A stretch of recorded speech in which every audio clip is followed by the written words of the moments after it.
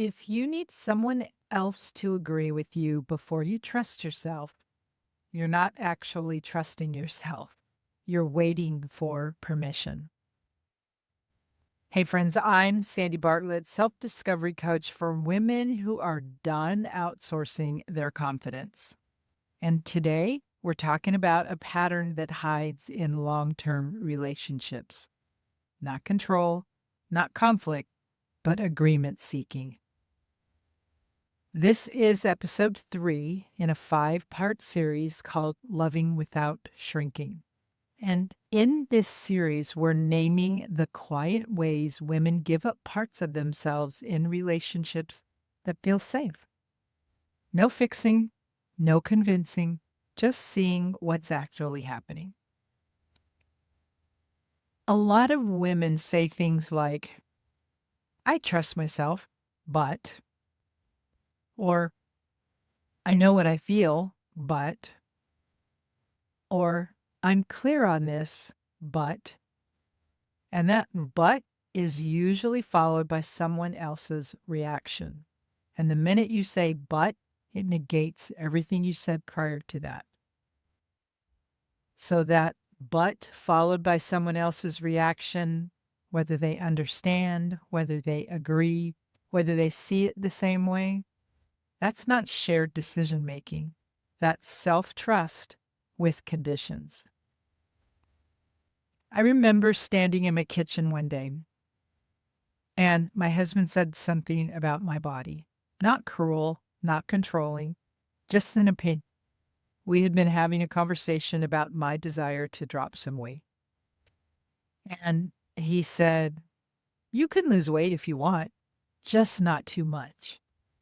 He meant it as affection because he loves curves.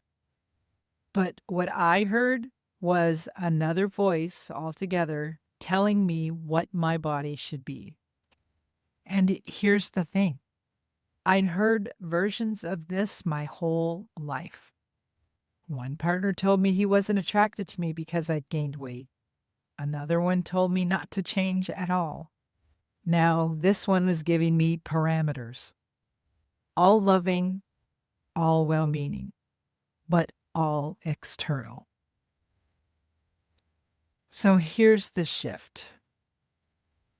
For the first time, I paused, not to argue, not to comply, but to ask myself a question I'd never really asked before.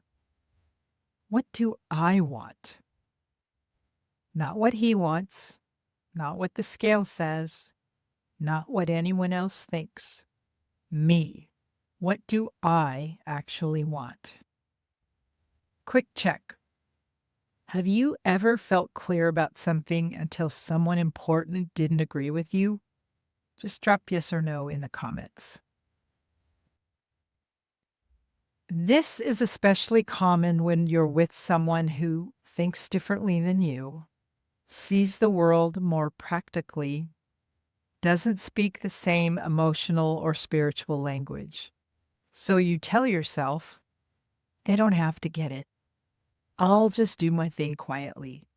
It's really not worth explaining. But here's the catch.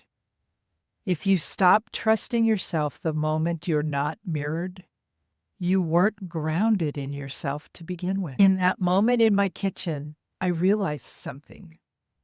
I'd been collecting external opinions about my body for decades, absorbing them, measuring myself against them, letting them decide whether my choices were valid. And I called that considering other perspectives, but it wasn't. It was abandoning my own. Which one hits closer? A, I wait to see how they react. Or B, I tone it down so it makes sense to them. Or C, I only fully trust it once they agree. Just drop A, B, or C in the comments. Here's the reframe. Self-trust isn't loud. It doesn't argue. It doesn't convince. It doesn't need backup. It's quiet, steady, and willing to exist without being validated. You don't need agreement to trust yourself. You need grounding. And grounding comes from asking the question, what do I want? Not what's easiest, not what keeps the peace. What do I actually want? If this is the place where you get wobbly, this is exactly the kind of pattern we name inside my community, Journey to Self, the Awakening. No pressure to decide anything, no one telling you what to believe. Just a space where you learn to stay with yourself, even when you're not mirrored. The link is below in the description if you want to check it out. This week, notice what happens when you feel clear about something and someone doesn't agree. Do you tighten? Do you backpedal? Do you explain? Just notice. Next week, we're talking about what this pattern costs your body. I'll see you next time.